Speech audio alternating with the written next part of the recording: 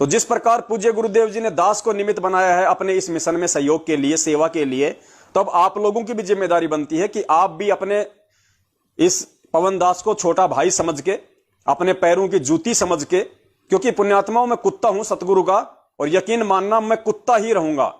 मैं पैर की जूती हूं, मैं गले में नहीं पहनी जा सकती, क्योंकि जीव की क्या औकात है, भगत की क्या औकात है भगवान के आगे, वो परमात्मा ने मुझे बता रखा है। मैं तो सौपन में भी नहीं सोच सकता कभी ये गुरु पद, ये संत बनना, जैसे लोग इल्जाम लगाते हैं कि ये गुरु बनने की तैयारी कर रहा है, थोड़े दिनों में ये गुरु बन जाएगा, अपने आप को ये सतगुरु बना लेगा, तत्वदर्शी संत बना लेगा।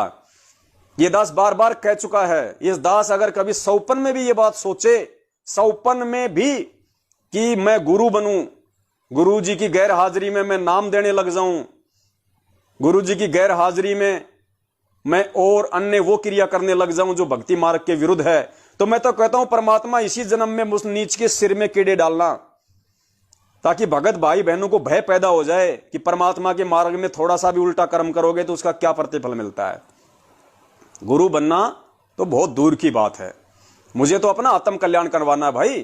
परमेश्वर ने ज्ञान समझा दिया, मार्ग बता दिया, गुरु बनने की कौन सोचेगा, गुरु बन के किसको गधा बनना फिर अगले जन्म में। बड़ी मुश्किल से दाव लगा है इस जन्म में यहां से निकलने का। ये तो सेवा है, ये तो सबको करनी चाहिए। अरे कोई बच्चा अगर अपने बाप से अगर किसानी का काम सीखता है तो उसकी जिम्मेदारी क्या बनती है, वो खुद भी वो किसानी का काम करेगा और फिर वो दूसरों को भी समझाएगा। कोई बच्चा यदि ज्ञान लेके स्कूल में पढ़ के एक टीचर से यदि वो इंजीनियर बन जाता है तो वो क्या करेगा इंजीनियर बन के, वो चप्पल थोड़ी चाटेगा किसी की, वो इंजीनियरिंग करेगा, लोगों को समझाएगा जो उसने ज्ञान अर्जित किया है। तो परमेश्वर ने हमें इंजीनियर बनाया है, इस भक्ति मार्ग का ज्ञानी बना दिया परमात्मा ने ज्ञान देके। तो बताओ अब इस ज्ञान को आगे आप और हम नहीं फैलाएंगे। कोई इस ज्ञान को बोल के फैला देता है, कोई इस ज्ञान को पुस्तकों के माध्यम से फैला देता है। सबकी अपनी अपनी सेवा है जैसी उस परमात्मा ने दी हुई है। अब कोई ये कहे कि तू तो ज्ञानी बन गया, तू तो गुरु बन गया। अरे तो भैया गुरु का मतलब क्या होता है? परमात्मा ने बताया गु यानी अंधेरा और रू मानी प्रकाश। जो किसी भी व्यक्ति को अंधेरे से प्रकाश की तरफ ले जाए वो गुरु। तो आध्यात्मिक गुरु होता है अलग, वो तो केवल परमात्मा ही होते हैं सतगुरु रूप में, जैसे आज हमारे पूज्य गुरुदेव जी हैं। बाकी तो गुरु की भूमिका सभी निभा सकते हैं। अब मैं परमपिता परमेश्वर सतगुरु रामपाल जी महाराज जी का शिष्य हूं, वे मेरे गुरु हैं क्योंकि मैंने उनसे आध्यात्मिक सत्य ज्ञान प्राप्त किया है। तो उस लेवल पे कोई दूसरा मेरा स्थान नहीं ले सकता या उनका स्थान नहीं ले सकता। तो वो तो हो गया एक आध्यात्मिक स्तर। और मैं मान लीजिए एक मतलब टीचर हूं और मैं स्कूल में बच्चों को पढ़ाता हूं, मैं उनको ज्ञान देता हूं। तो स्कूल में तो बच्चे सभी कहते हैं गुरुजी गुरुजी गुरुजी। तो क्या वो गुरु बन गया? वो कौन से स्तर का गुरु है? वो कौन से स्तर पे बच्चों का मार्गदर्शन कर रहा है? वो गुरु अलग है, आध्यात्मिक गुरु अलग है। बाकी तो आप सभी गुरु हैं। अगर कोई खाती का काम करता है, कोई कारपेंटर का काम करता है भगत भाई, और उसके नीचे दो चार आदमी और काम कर रहे हैं, काम सीख रहे हैं, तो सिखा कौन रहा है? हमारा जो भगत भाई है वही तो सिखा रहा है।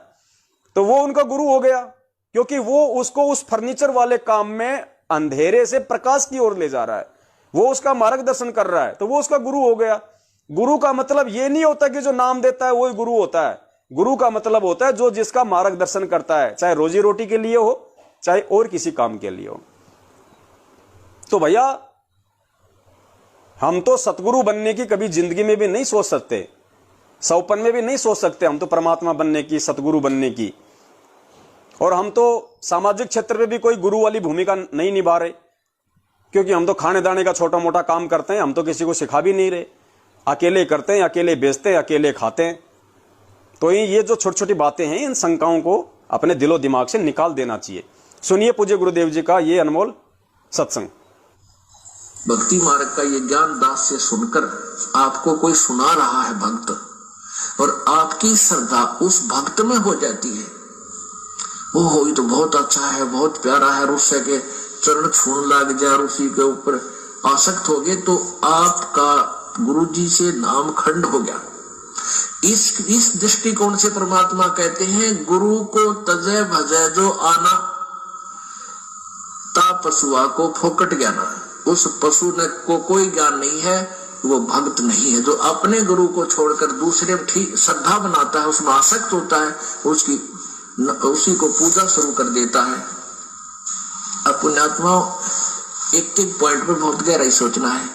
अब कोई भक्त ज्ञान सुना रहा है, बहुत अच्छी बात है, उसके द्वारा सुने ज्ञान पर अमल करे और उससे कहे भाई मुझे भी गुरुदेव के पास ले चलो, मेरा कल्याण करा दो। और आपने नाम ले रखा है और फिर कोई चर्चा चलती है, ऐसी कोई बात नहीं, फिर भी सुनो। और कोई पुराना भक्त है, वो अच्छी अच्छी बातें बताएगा तो बहुत अच्छी बात है।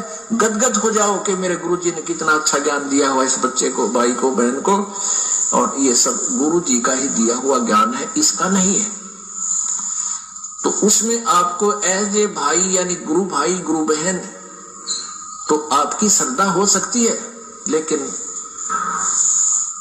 अन्य दृष्टिकोण से, क्योंकि हम फिर उस पर इतना आसक्त हो जाते हैं, उसको फिर प्रणाम करने लग जाते हैं, बड़ा अच्छा भगत से। तो ऐसे ये बीमारी हमारे भगत समाज में पड़ी रही और इसका लाभ ये काल उठा गया। मेरी सच्चाई पुण्यात्माओं, दास निवेदन करता है कि आप जियों को भली बातें समझ में आ गया होगा। जो नहीं सच्चाई पुण्यात्माओं, ये दास का पहले से वीडियो बना हुआ था, उसमें से दास ने ये कटिंग निकाली थी। तो आप जियों को परमपिता परमेश्वर सतगुरु रामपाल जी महाराज जी के इस छोटे से अनमोल सत्संग से भली बातें समझ में आ गया होगा कि गुरुदेव ने हमें एक दूसरे भगत भाई बहन के माध्यम से ज्ञान सुनने या समझने के लिए मना नहीं किया। परमात्मा कहते हैं और कौन सुनाएगा मेरे से प्राप्त ज्ञान को, अगर मेरे बच्चे ही आगे नहीं फैलाएंगे, नहीं एक दूसरे को समझाएंगे तो कौन समझाएगा। लेकिन समझाने और समझने का जो तरीका है उसको समझना जरूरी है। गुरुजी कहते हैं यदि कोई पुराना भगत है और यदि आपको बातें बताता है अच्छी अच्छी जो गुरुदेव ने बता रखी हैं, तो आपकी आत्मा गदगद हो जानी चाहिए और उस भाई के द्वारा बताई गई बातों को आपने अपने जीवन में उतारना चाहिए, आपने उन पे अमल करना चाहिए और यह सोचना चाहिए कि देखो इस भाई को मेरे पूज्य गुरुदेव जी ने कितना अच्छा ज्ञान दिया है, जो उनके आशीर्वाद से ये उनके ज्ञान का, उनकी महिमा का जो है मतलब बखान कर रहा है। तो ये तो अच्छी बात होनी चाहिए, ये तो एक फक्र की बात होनी चाहिए कि आज इस विश्व के अंदर लाखों की संख्या में गुरु हैं, हजारों की संख्या में गुरु हैं और हजारों की संख्या में उनके चेले हैं। लेकिन आज पुण्यात्माओं, किसी भी संगत में कोई भी ऐसा शिष्य, कोई भी ऐसा चेला नहीं है जो इस तरीके से अपने ही गुरुदेव के ज्ञान को आधार बना के, सत्य ज्ञान को आधार बना के और स्वयं उनके साथ साध संगति करता हो।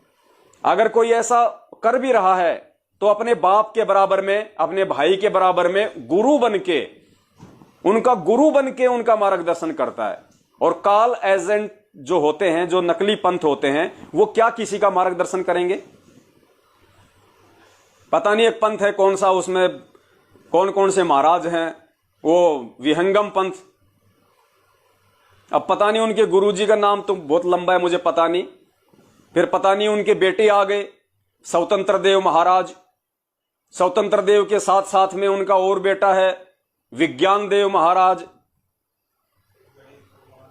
और तीसरा शायद है नहीं, वरना उसका नाम रख देते तत्वज्ञान देव महाराज।